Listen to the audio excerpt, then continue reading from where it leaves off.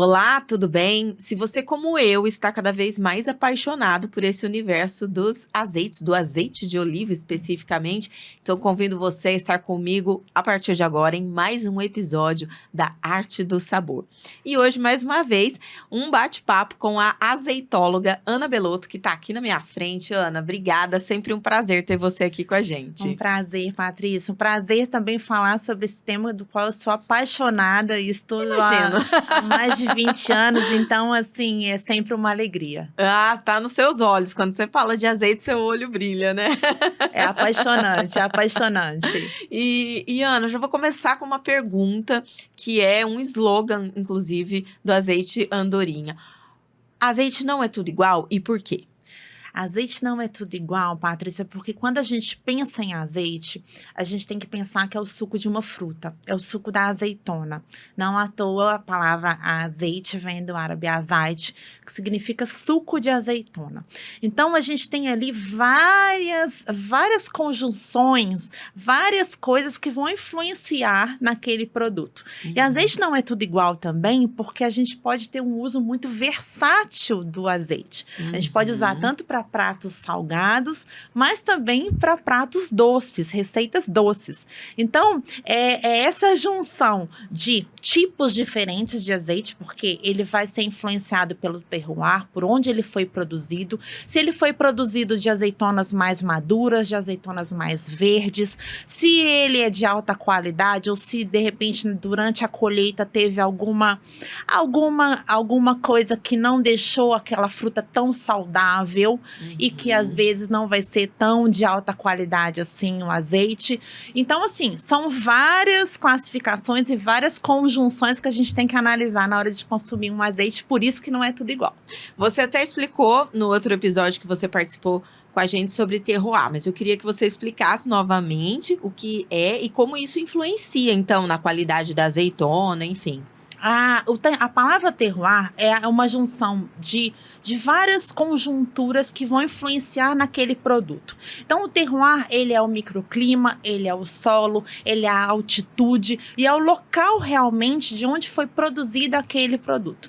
No caso da andorinha, que é produzida em Portugal, ela vai ter realmente todas as personalidades e características daquele terroir, daquele local que é em Portugal.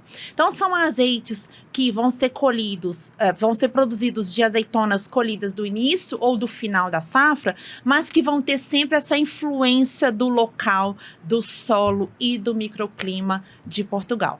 Portugal é um local que reúne condições ideais, então, para essa produção? Sim, sim. Hoje a gente tem ali a região do Alentejo muito propícia para bons azeites.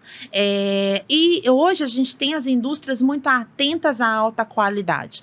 Então, a gente tem a atenção desde o início da safra, com a colheita das azeitonas num ponto ótimo de maturação, até realmente essa produção muito rápida e muito ágil do produto. Lembrando que a gente corre contra o tempo. A produção do azeite tem que ser muito rápida. Então, entre aí 2 horas depois da colheita das azeitonas, a gente já tem que ter esse processo iniciado do azeite. Então, por isso que a gente tem essa diversidade muito ampla de azeites. E também, uma curiosidade, a gente tem mais de 2.000 azeitonas, tipos de variedades diferentes de azeitonas. Então, é entender que ali também, como qualquer fruta, lembrando que a azeitona é uma fruta, a gente tem aí essa pluralidade também de azeites que a gente pode ter. 2.000 e só para a produção do azeite, fora aquela que a gente come 2.000 no total. Para azeites, estão catalogadas mais ou menos 300.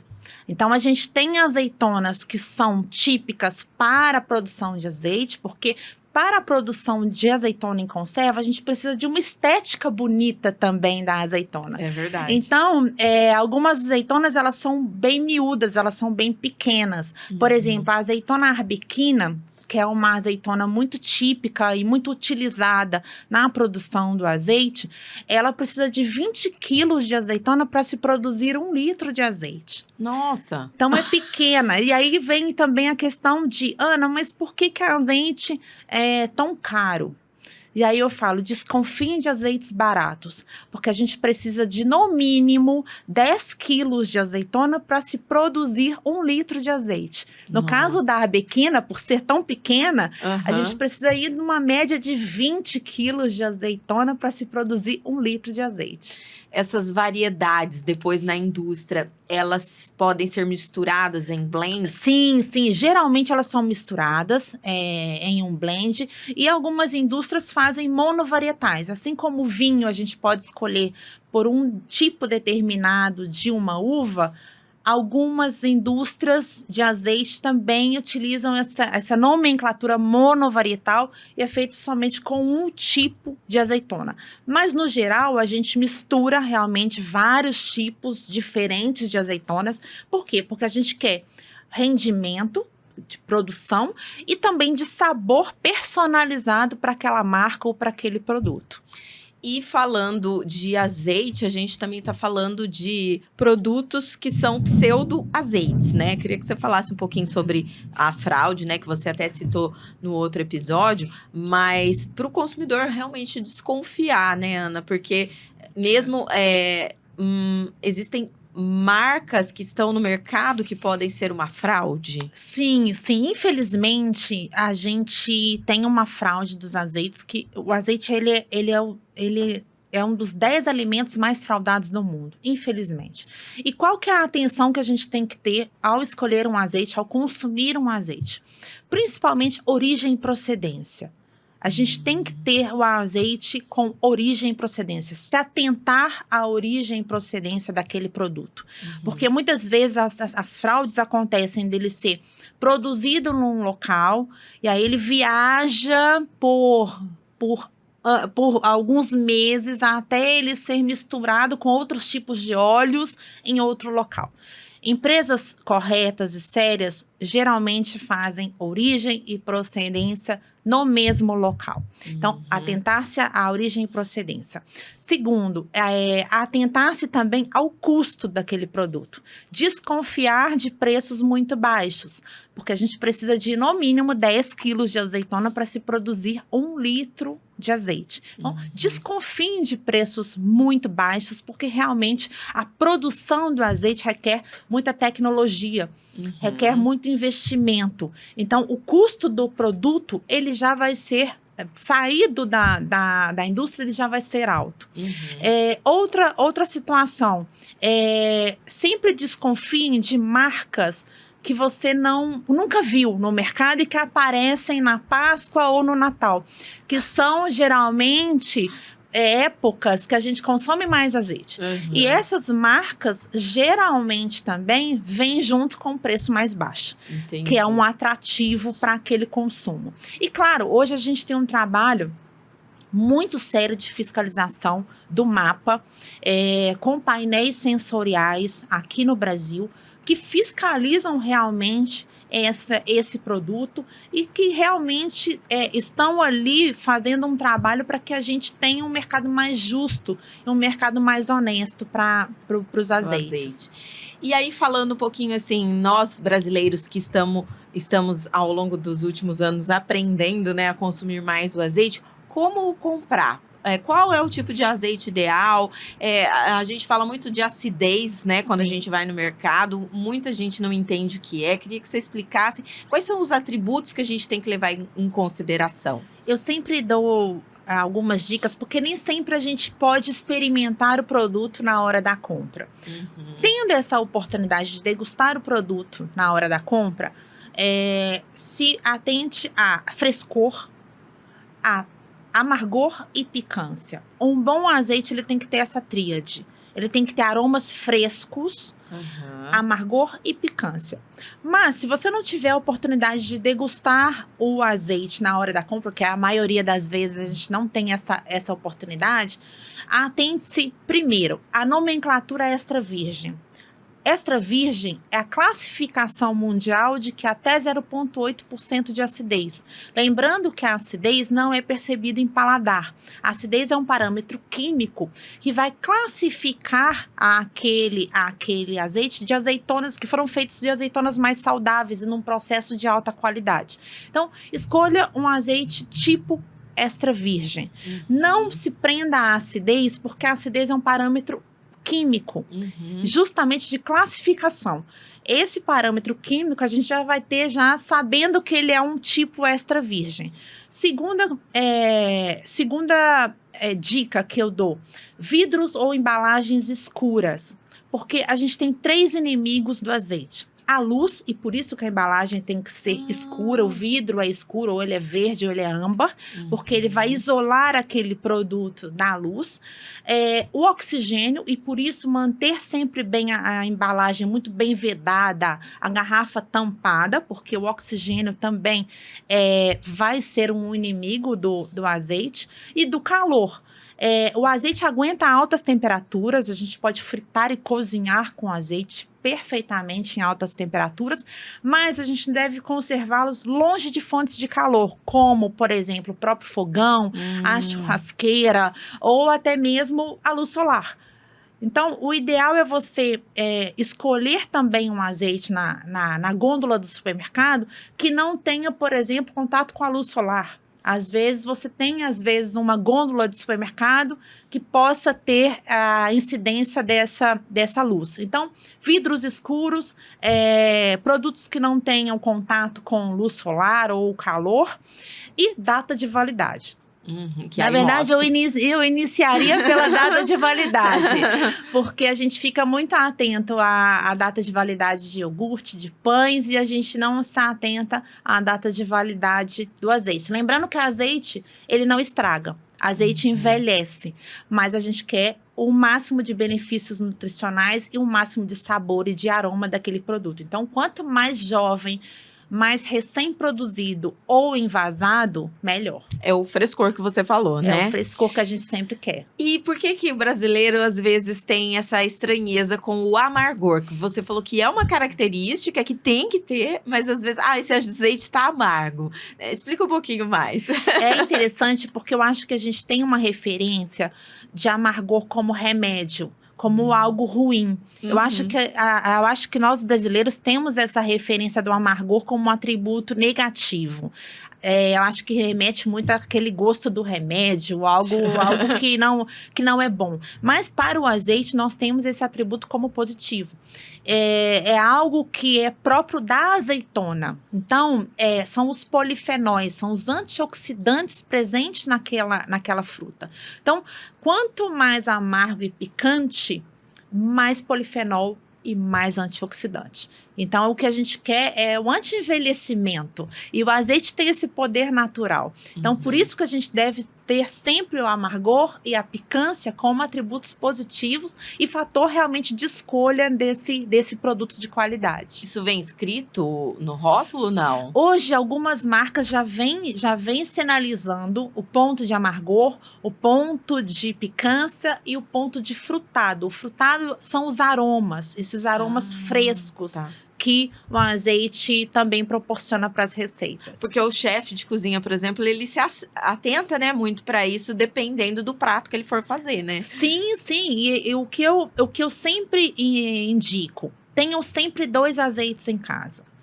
Um mais suave e um mais intenso. Por quê? Porque o uso do azeite vai ser um uso muito mais amplo. O azeite mais suave, mais delicado, ele vai para receitas mais suaves e mais delicadas. Azeites com um perfil mais intenso vão para receitas realmente com sabores mais intensos e mais condimentadas. Eu dou sempre um exemplo. Se você pede uma pizza meio a meio marguerita e meio calabresa, você já vai precisar desses 2 azeites. O azeite suave vai para pizza marguerita ou 4 queijos. E, por exemplo, o azeite intenso vai para a pizza de calabresa, de pepperoni, que tem sabores mais intensos. Saladas, entendi. por exemplo, de alface, palmito, tomate, que são mais delicadas, azeites mais delicados e suaves. Salada de rúcula, de agrião, que tem sabores mais potentes, vão com azeites mais intensos. Então, a minha sugestão também, além desses fatores de escolha, é ter sempre 2 azeites em casa. Um com perfil mais suave e um com perfil mais intenso. Que aula, hein, Ana? E assim, a parte da picância, é porque tem um ardidozinho, assim? O que que significa a picância? A picância também são esses polifenóis que são Aham. típicos e presentes na azeitona. E esses polifenóis são os antioxidantes. Ah, tá. Então, ele é um fator de benefício nutricional. Uhum. Mais do que essa questão de trazer essa sensação picante em boca, Entendi. mas ele significa que ali foi um azeite muito bem produzido, com azeitonas muito saudáveis, e que você está ingerindo polifenóis e antioxidantes também, que vão fazer super bem para a sua saúde. E o azeite nos últimos anos também, você até citou a pizza, que eu acho que é algo bem de brasileiro, mas o bacalhau, que eu acho que é o clássico. Mas essa descoberta do azeite com outras possibilidades, como nos doces e até em bebidas, né? A gente está vendo, também mostra essa versatilidade do produto? Sim, sim. Eu acho que a gente, enfim, fomos colonizados por portugueses. Então, a gente tem aí uma culinária muito influenciada pela gastronomia deliciosa de Portugal. E o bacalhau, com certeza, é a nossa referência máxima de azeite, além das pizzas, mas eu acho que o bacalhau pede um bom azeite. Então, não à toa, aqui no Brasil, a gente tem um consumo maior de azeites durante essa parte essa festividade da Páscoa e da Quaresma também. Uhum. Então, a gente tem um azeite muito linkado a essas receitas típicas, mas que hoje a gente já vem desmistificando que ele é somente para uso de pratos salgados. A gente vem utilizando ele também para preparos, por exemplo, de mousse de chocolate, de bolos e de tortas. É entender que a gente pode substituir a manteiga de qualquer receita por azeite. Então, a cada 2 colheres de sopa de manteiga da receita, você pode substituir por 1 colher de sopa de azeite. E o que o azeite vai aportar? Além de sabor e de aroma, benefícios nutricionais. A gente está falando de uma gordura boa. Então, o que a gente puder realmente acrescentar na nossa alimentação vai fazer bem para a nossa receita, como aroma, como sabor, mas também muito bem para a nossa saúde. Você escreveu um livro que eu vou mostrar aqui, que foi um presente que eu ganhei, o Azeite. Você fala um pouquinho aqui sobre as grandes possibilidades de uso também do azeite? Sim, sim. Temos mais de 33 receitas, tanto doces quanto salgadas. É interessante também sinalizar o uso do azeite na alimentação infantil.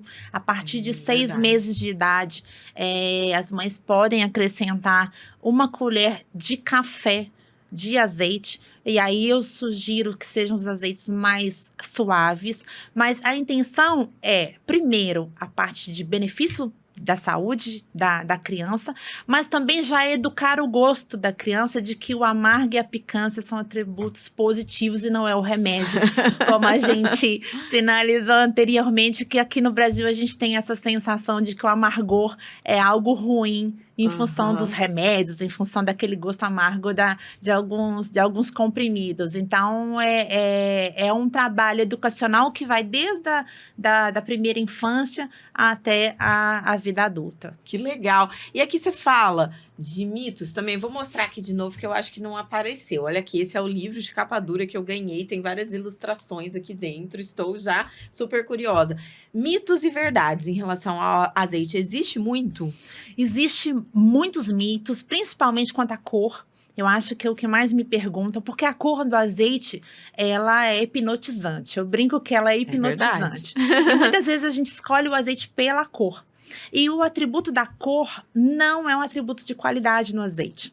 Até porque quando a gente vai participar de concursos internacionais, na hora de julgar um azeite, a gente utiliza esse copinho azul, justamente para não utilizar, justamente não ver a cor do azeite. A cor do azeite, por mais que ela seja hipnotizante, linda, ela vai simplesmente classificar se foi feito com azeitonas mais verdes do início da safra, e por isso os azeites são mais clorofilados e mais verdes, ou do final da safra com azeitonas mais maduras, azeitonas pretas, e são azeites mais amarelados. Mas existem bons azeites esverdeados e bons azeites amarelados. Então, a gente não deveria escolher o azeite pela cor dele, daquele produto. O segundo ponto é a conservação. Sempre me falam, Ana, mas eu deixo muito próximo ali do fogão, deixo muito próximo da churrasqueira. É algo que a gente deveria se atentar, porque o calor ele pode também deteriorar aquele azeite. Então, sempre guardar em locais frescos e longe da luz, e longe de fontes de calor, como churrasqueira, como fogão. O outro mito também que eu acho que é interessante é a questão de não fritar e cozinhar, não aquecer um azeite. O azeite, ele aguenta até 230 graus sem perder as propriedades. É um mito que não se pode fritar e cozinhar com azeite. Pelo contrário, o azeite, ele traz uma propriedade para o alimento que ele vai impermeabilizar aquele alimento. Então, ele vai encharcar menos o alimento com essa gordura. E como qualquer gordura, a gente deve ter um percentual de consumo daquela gordura, porque é um óleo que ele é calórico. Então, assim, aquele alimento menos encharcado, você vai consumir menos aquele óleo, e o que você estiver consumindo é de altíssima qualidade e de altíssimo benefício para a saúde. Então, também é um mito que a gente sempre tem. Não vou refogar, eu não vou fritar, eu não vou cozinhar com azeite, porque ele vai deteriorar e ele aguenta altíssimas temperaturas.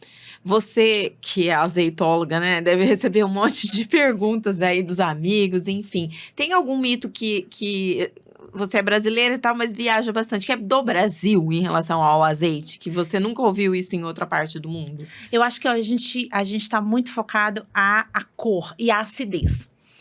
A cor do azeite e a escolha do acidez. O que eu sempre escuto é, Ana, eu consumo azeite com acidez menor.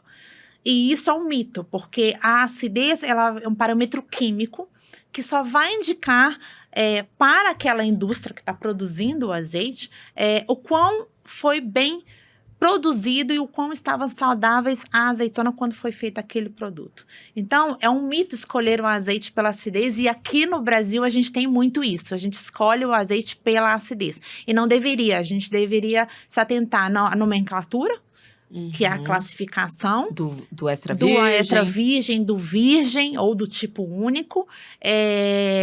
E também essa questão da cor, que eu acho que aqui a gente fica muito hipnotizado com a cor do azeite, e a acidez é o que eu mais escuto.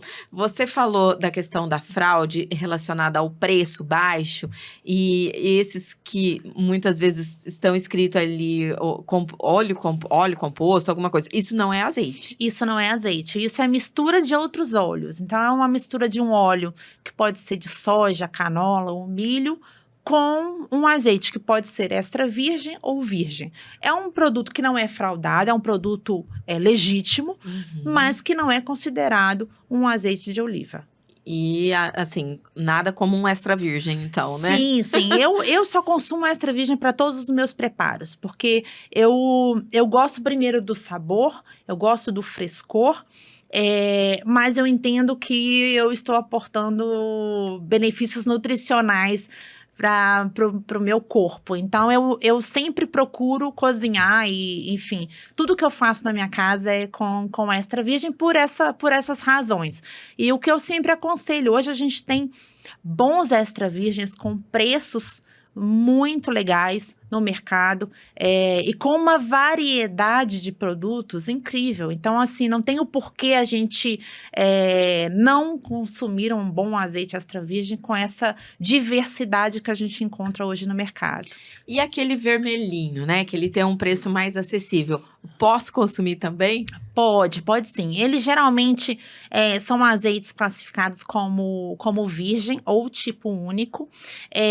São azeites que não vão ter tanta amargor e tanta picância. E que eu aconselho justamente para cozinhar ou para aquela pessoa que está começando a consumir azeites. Então, às vezes é o amargor e a picância que vai afastar aquela pessoa do consumo de um azeite.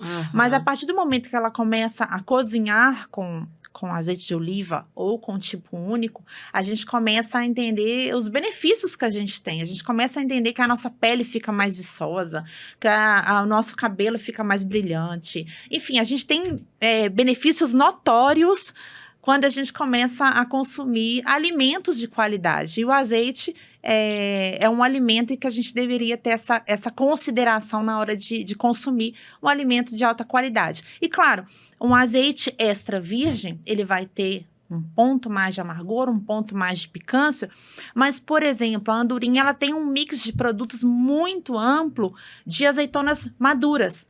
E as azeitonas maduras vão trazer sabores mais delicados para aquele produto. Então, de repente, se você está iniciando hoje o consumo de um extra virgem, busque por esses azeites mais delicados e mais suaves, que vão ter uma picância, vão ter um amargor, que são atributos positivos, mas de uma maneira mais suave e delicada. No caso da andorinha, seria o vintage. O vintage também, o vintage principalmente, mas também tem aquele do rótulo azul, que é o preferido, que a gente tem aí como uma referência de azeites mais delicados também.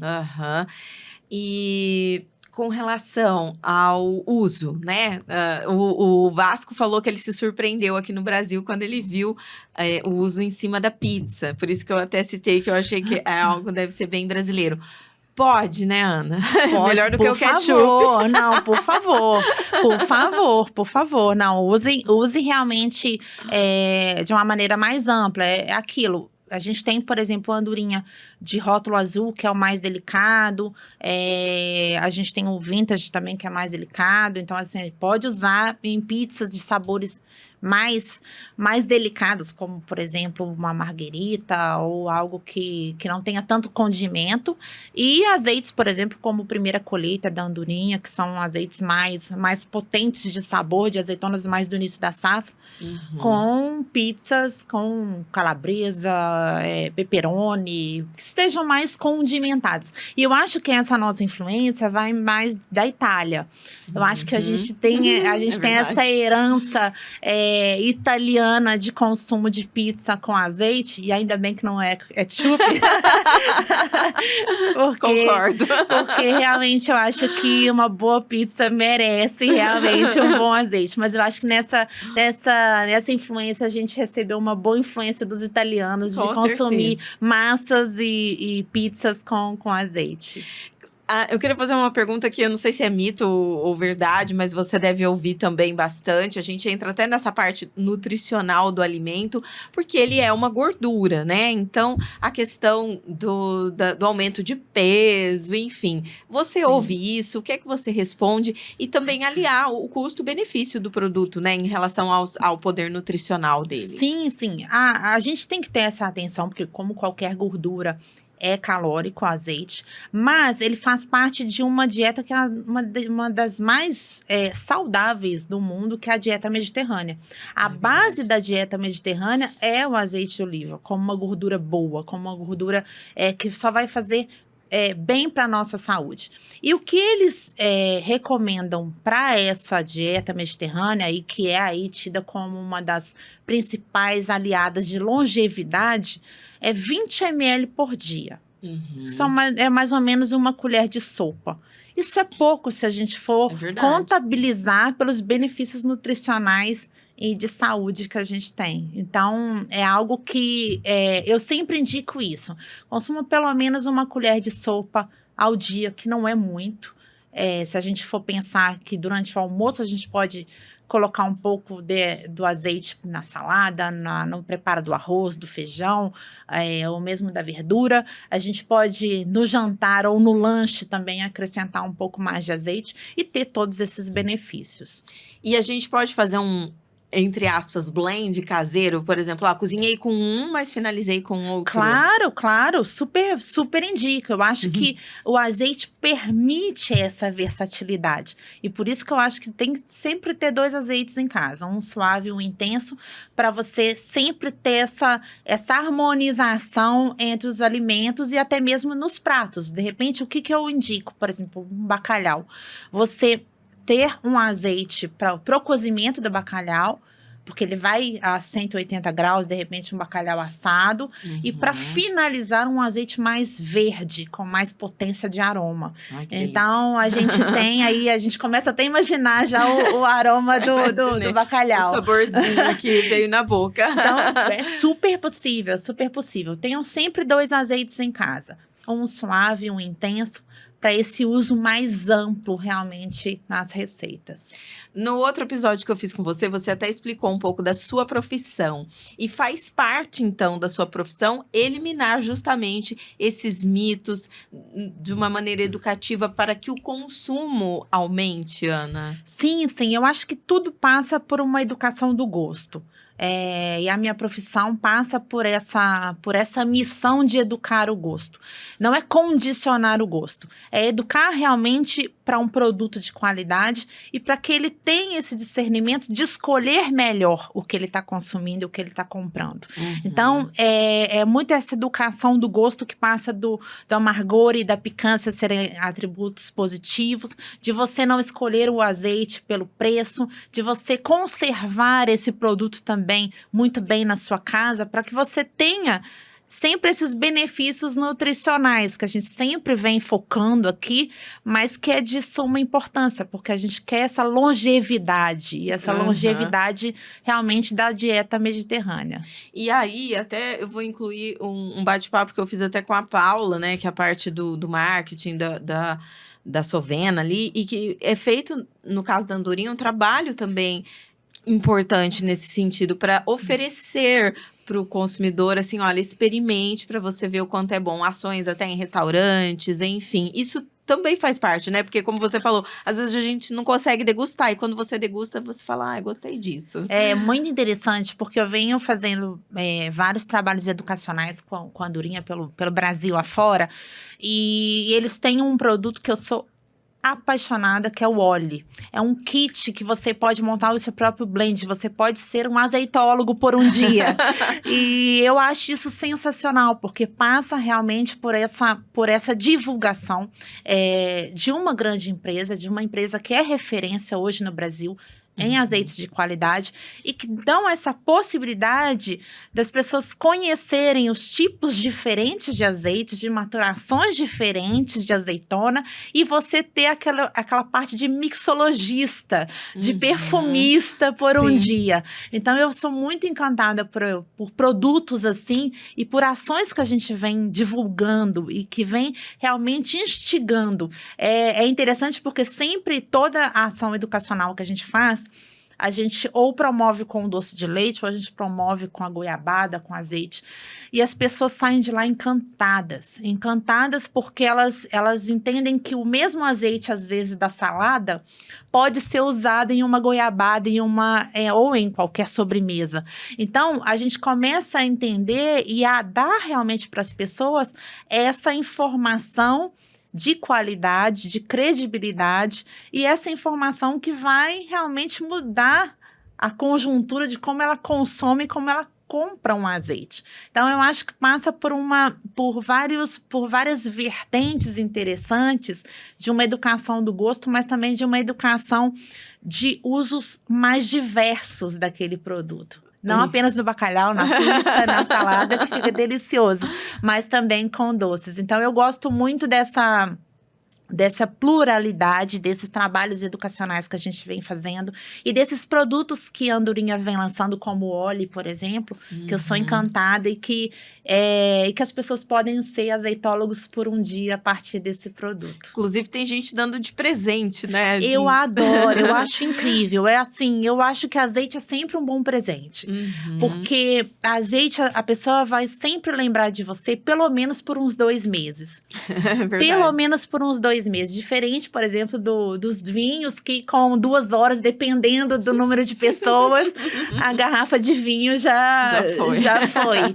Então, o azeite é sempre um bom presente. Além disso, você está realmente entregando saúde para a pessoa, não apenas sabor. Mas o óleo, realmente, como presente, eu acho que movimenta também, por exemplo, entre os amigos. Pode ser, por exemplo, uma noite de pizza em que os amigos podem fazer o próprio azeite. As crianças, por exemplo, você já realmente educar a criança que ela pode consumir vários azeites a partir de uma brincadeira de formular azeites. Então, eu gosto bastante desse produto porque instiga realmente a conhecer mais sobre o produto, conhecer mais sobre a profissão do azeitólogo e conhecer mais sobre indústrias e empresas que realmente são de credibilidade nesse mercado. E vocês vão continuar, assim, viajando o Brasil para fazer esse processo educativo? Sim, com certeza, com certeza. Eu acho que é um viés muito importante para a Andorinha, que eu fico muito honrada e muito feliz em fazer esse trabalho com eles. É um trabalho realmente que é uma missão de educar e realmente reconhecer que o azeite não é tudo igual e que o azeite pode ter esse uso muito mais versátil, muito mais amplo. Que delícia de bate-papo, Ana. Ó, voou o tempo aqui. Voou, ficaríamos mais um tempo aqui. Muito obrigada. Eu quero agradecer você também pela disponibilidade e por proporcionar, assim, dividir essa paixão que você tem pelo azeite, que nos contagia, com certeza. Obrigada. E que eu venha mais vezes para contar mais histórias. Foi uma delícia de bate-papo. E eu fico sempre à disposição. E sou apaixonada pelos azeites, então é sempre uma alegria falar sobre eles. Muito obrigada. Eu que agradeço. E eu tenho certeza de que você também gostou bastante de mais esse episódio, desse nosso grande projeto, A Arte do Sabor. Eu volto no próximo episódio.